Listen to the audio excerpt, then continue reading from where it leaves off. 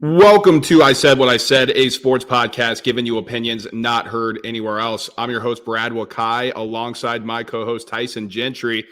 And Tyson, it's over. The 2023-2024 NBA season has come to an end. The Boston Celtics have won the NBA Finals. They now pass the Los Angeles Lakers for the most titles in the history of the National Basketball Association. We're going to dive into a lot of different things here. We'll touch on the Mavs. But this was the team who dominated all regular season. I mean, it was a complete dominant effort from the Celtics, and all anybody could talk about, even though they only lost 2 games and going into the NBA Finals, was they'll probably find a way to lose. And that was the sentiment around this Boston Celtics group. And ultimately, they found a way to overcome that. This was their time, and now the group of Jaylen Brown, Jayson Tatum, they are NBA champions.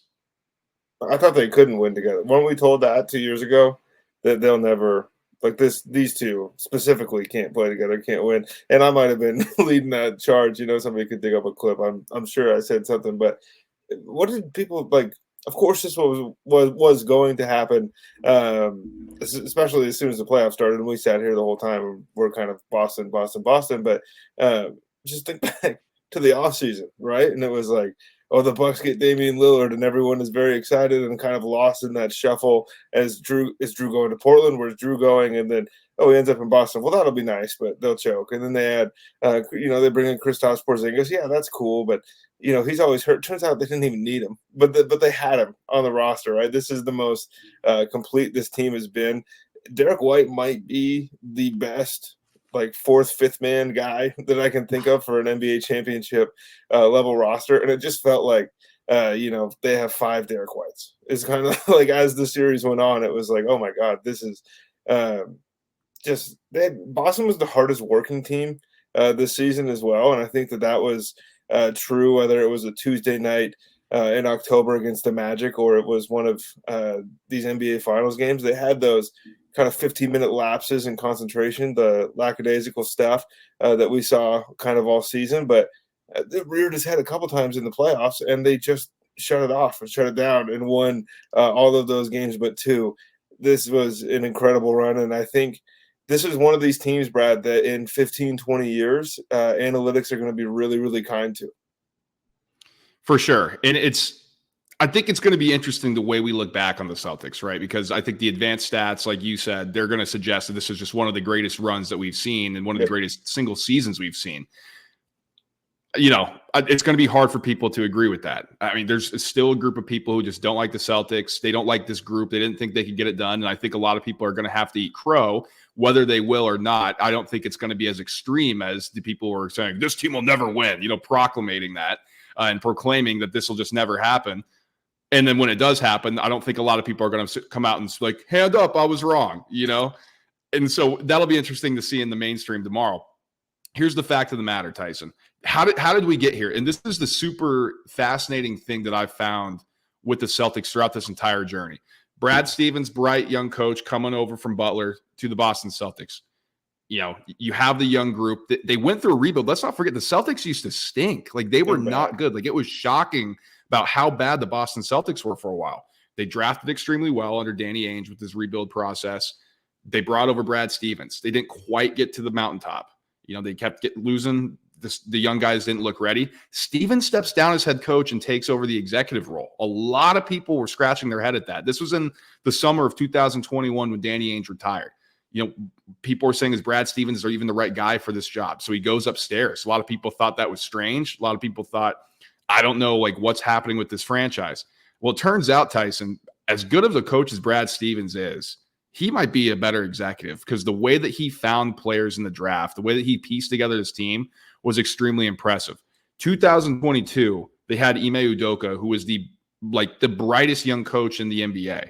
Brad Stevens had the balls to suspend him and ultimately move on from him when it came out about the misconduct that was surrounding him and said, that's just not how we operate here in Boston. It's not how I'm going to operate and if I'm in charge. A lot of people are like, I don't know if that's going to be the right decision.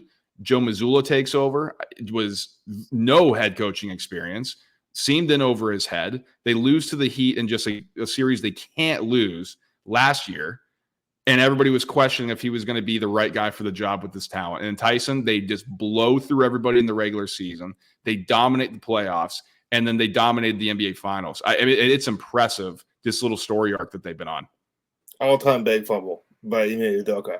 It's just like that's got to keep you up at night. Like, there's no way he can watch these games. He probably couldn't watch. Like, last year was probably fun, right? He's laughing.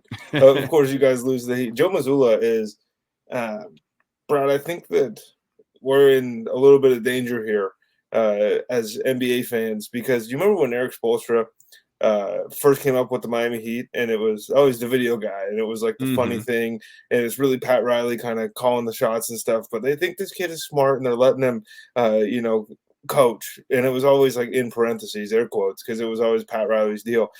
It might be happening again. Like, we might have Joe Mazzulla can coach his ass off, dude. Like, Jason Kidd had a fantastic playoff run, and he got out talented, and that's for sure, and that's everybody that plays Boston. But how many times did we hear over the last 2 weeks, it's just perfect team basketball by the Boston Celtics? And that wasn't the way it was always played in Boston, and it wasn't the way it looked even a year ago when they go down to Miami. It was like, man, stuff's getting stagnant and guys are standing still, and I don't really understand, like, what the offense looks like if it's not iso ball for Jayson Tatum or Jaylen Brown.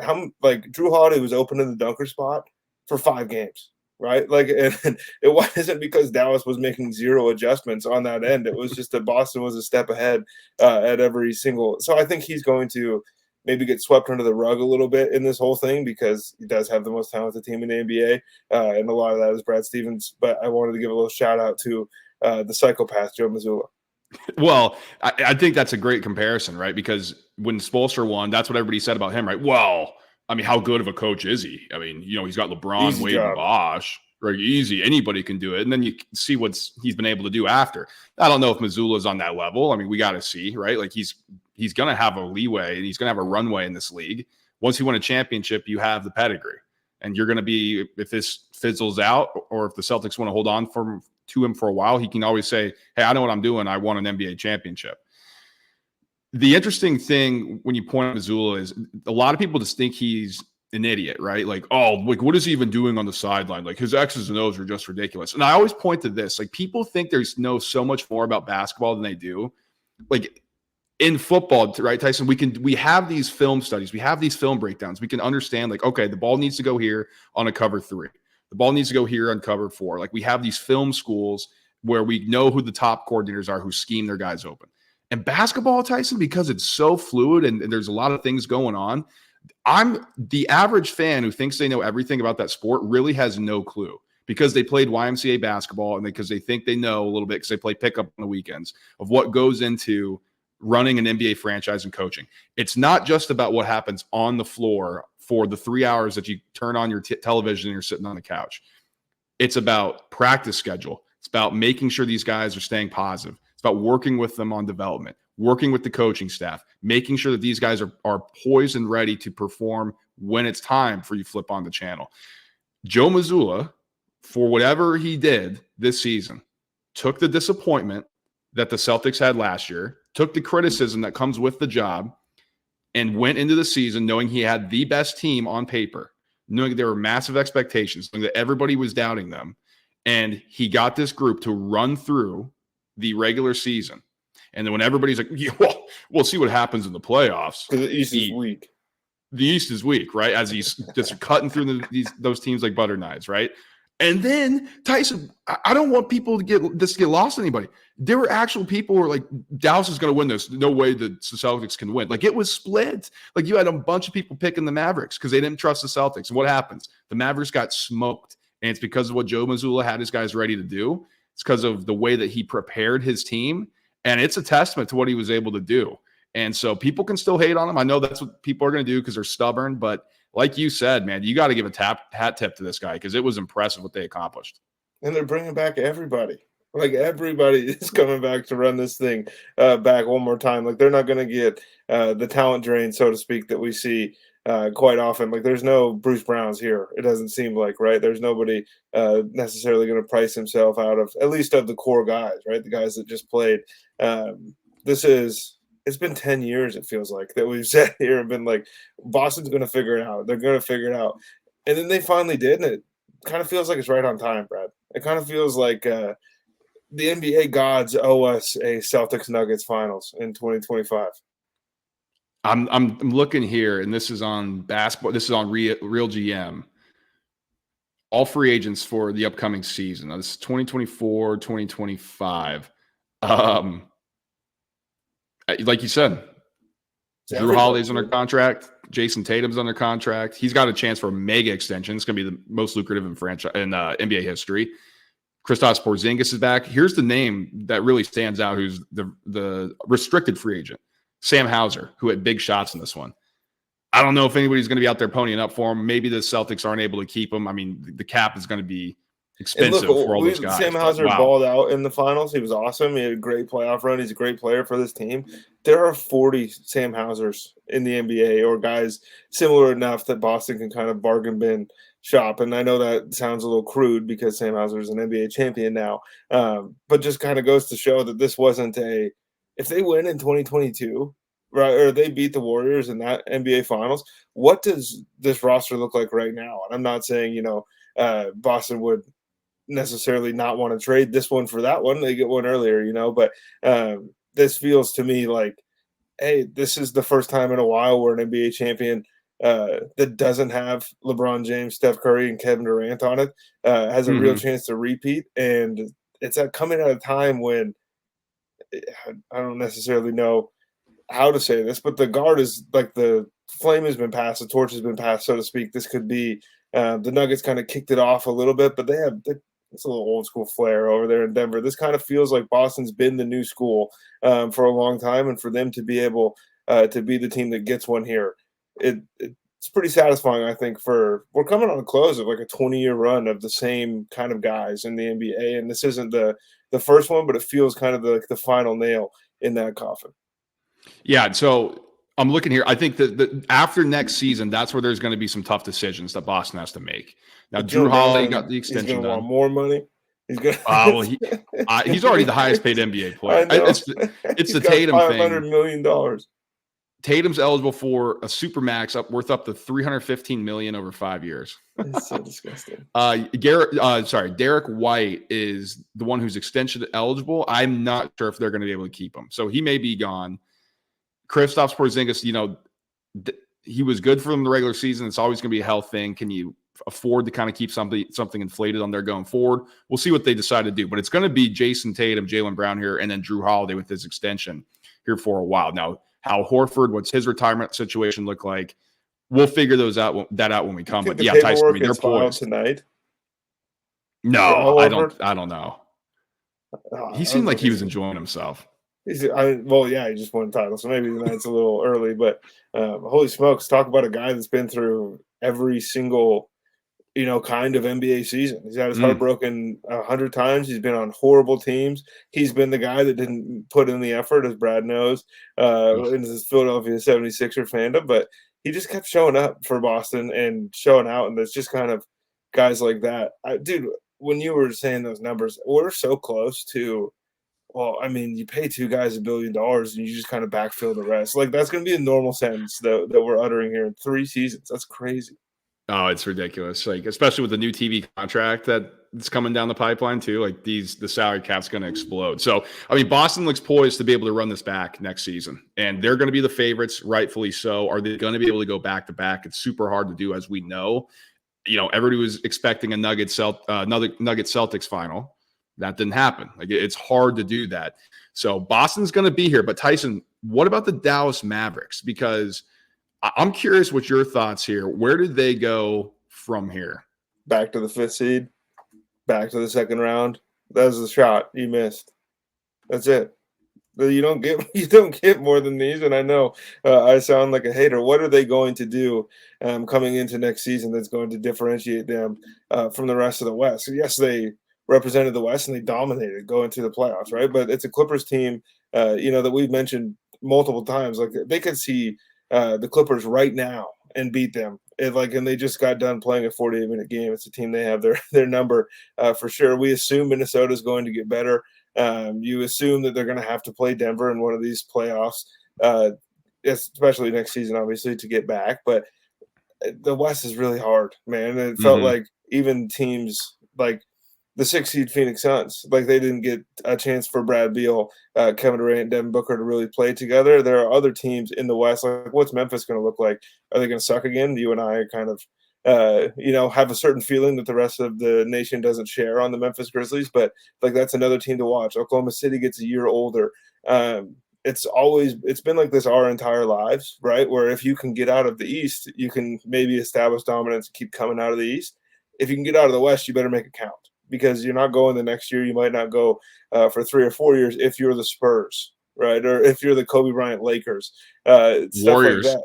Yes, like you have to be the best team, bar none. Like you have to be no doubt the best team in the NBA to represent over and over. And even then, it takes the Houston Rockets missing 21 straight 3-point shots for Golden State to kind of continue that streak. It's really hard to keep coming out of the West. They had to get this thing done. They didn't.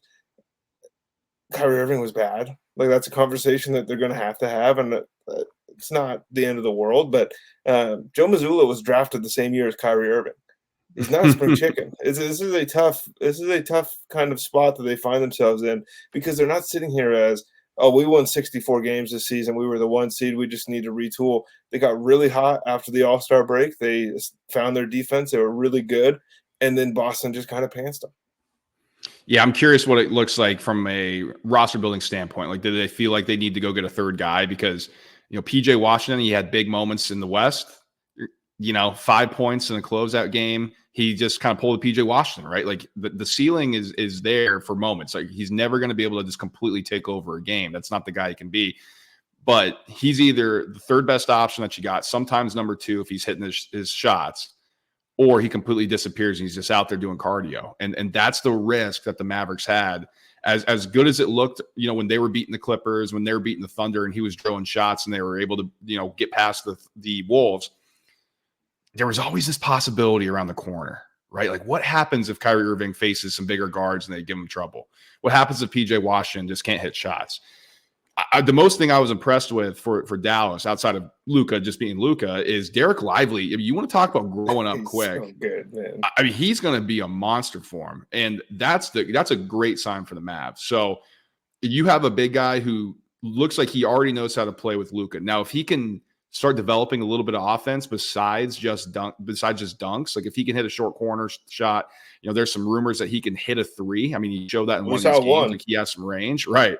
Because imagine that completely opens up things for that offense. But you're going to have to get better on the wing, right? PJ Washington and Derek Jones, who's a free agent, those can't be the guys if you actually want to compete in the West. Please bring back Tim Hardaway and just play him 48 minutes a night. Tim Hardaway is he's the must-see show in the NBA. The ball is going up. If Derek Lively can have not like, Joel Embiid type gravity, but maybe just Al Horford in his prime type gravity where he's pulling, you're at least focused on him. That'll open a ton of things up.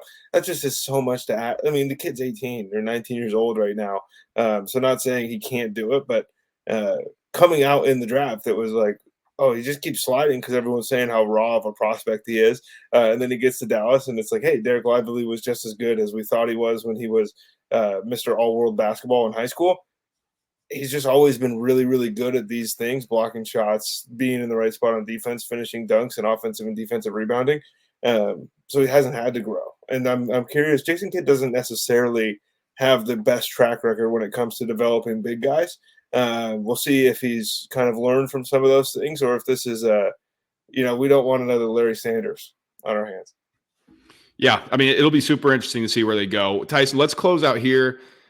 Thoughts on the season overall? It took us a little while to get into. I mean, we had a ton of football content here on the I Said What I Said podcast. So, we didn't discuss the NBA a lot in the fall. And, we've had our thoughts. We think the season should start on Christmas and really limit how much they play up against the NFL. But, they're ultimately not going to do that. They have a new TV deal. It's not going to happen. But as we're sitting here and we're heading into the offseason, and you've talked about it, that's really where the storylines go. Yeah. And they start. Like, what do these free agents do? Like, can my Sixers get improved? Can your Suns do something? What happens with Paul George, Jimmy Butler? Like, that's where the drama happens. But before we get into that, let's put a bow on the NBA season. Like, what did you think? I know you had some negativity early. I don't know if that changed for you. No, it didn't change. I didn't have fun watching the NBA this season. Like, I had fun watching the playoffs, but I think that's stakes more so than anything else. It just to me, Brad, and I know I'm an old man yelling at clouds, but part of the reason that the NBA is fun is that the shot making is just at a ridiculous level. But it also allows them to play in a sloppier manner. And the playoffs, things get tightened up, but when you're watching a regular season basketball game again in the middle of November or whatever it is, uh, there are just stretches where it's like, man, nobody of the 10 guys on the court, 2 of them really want to be here right now. And it makes it tough to get through. It's insane to watch some of these guys play. But I didn't have a blast watching the NBA season. I think overall it was still, I'm not going to sit here and be like the quality of basketball is suffering because guys aren't as good as they used to be. They're not staying in college. They're better than they used to be by like a factor of 1,000,000, and it allows them to play in a way that is just a little bit antithetical of the NBA that we grew up on. So here's what I think going forward for the NBA. When they allowed the physicality after the All-Star game, yes, like I think that's how you bring a little bit of juice back from the players on the court, right? Like I don't care like who you are, if you're just doing like a rec game, like you go to your local Y and it's really not chippy and you don't really care and you're just kind of out there and everybody's jacking shots. Dude. Like it's hard to get into it, right? But if somebody like gives you an elbow and somebody's like giving you a nice check as you cross the lane, you're like, whoa, wait a minute. And automatically you start getting into this a bit. I think you saw that when the NBA was like, this is getting out of hand. Like the scoring's ridiculous. We're going to implement a little bit more physicality. Now that's going to be on Adam Silver to actually have balls and be like, no, this is what we're going to do from an NBA level. And that's who knows on that aspect. But I think if you bring the physicality back and it's like, guys, this is basketball. It's going to be physical. You got to get used to it. Not if you get breathed on, it's a foul when you go to the rim, we're going to inflate your stats. Like get used to playing physical basketball. I think that'll start building a little bit of rivalries, Tyson. So we're like, oh, you remember that hard foul that happened? Remember how those teams didn't like each other? Oh, they're playing again? Ooh, I'm going to have to tune into this one. Well, they need to have a conversation with all of the referees in the NBA because I can't sit through another season of guys getting technicals for clapping or handing the basketball back to the official. Like it's a very emotional sport, Brad, and they take the off season and run with it, and that's part of the thing that we love, and I'm looking forward to that. But there's got to be something because I genuinely like watching Luka Doncic and Nikola Jokic and Joel Embiid and these guys play basketball. I don't like watching them complain to the refs while 4 of their teammates are trying to play defense. I just picked those 3 names. Pick any of really the top 40 players in the NBA, and you're going to have 95% of just some of the – it's a petty game, man. That's what I'll say. It's very petty. Yeah, so that's going to be our thoughts, Tyson. It wouldn't have been a basketball season and the way to close it without just getting kicked in the balls on the way out. Can we talk about how they were actively stat chasing to try to steal MVP from each other? We have to. I mean, so for those who are just tuning into this one, I placed a bonus bet for Jayson Tatum to win Finals MVP, parlayed with the Florida Panthers to win the Stanley Cup. It was like plus 224. Put a pretty good amount on it. Would have been a nice little hit, right? Like it would have been nice to come home. And after the first 2 games, I thought it was dead. And then Tyson and I are texting this entire game like, dude, there's a chance that Tatum like backdoors his way in there. And honestly, if you look at the final stat line, Jayson Tatum probably should have won Finals MVP. The counting stats are all in Tatum's favor. Like it's absurd. I mean, the guy's the first person to lead the playoffs in points, rebounds, assists, and not wins Finals MVP. Like, come on, efficiency, brother.